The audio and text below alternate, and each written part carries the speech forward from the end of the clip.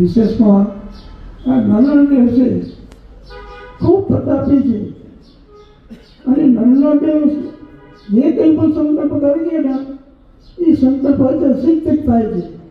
આ મોટા મોટા વિચાર આવે સંતોના મનમાં આવે છે ત્યારે સંત ભગવાન સ્વામિનારાયણ પ્રેરણા કરે છે કે આ કરવા જેવું છે. કે ભગવાન સ્વામિનારાયણ આપણા પર ખૂબ કૃપા મીઠી દૃષ્ટિ રાખી છે અને હરિભક્તો પણ જે દેશ બન્યા છે તે બધા ભગવાને ખૂબ સત્યા કર્યા છે અને ખૂબ સારા કાર્ય કરી રહ્યા છે. અને ધર્માદા પાણી પણ સારી રીતે કાઢે છે અને હજી પણ મારે એ ભલામણ છે પણ ધર્માદો નહીં કાઢો તો અંતકરણમાં કોઈ પણ વાતના સારા વિચારો નહીં આવે.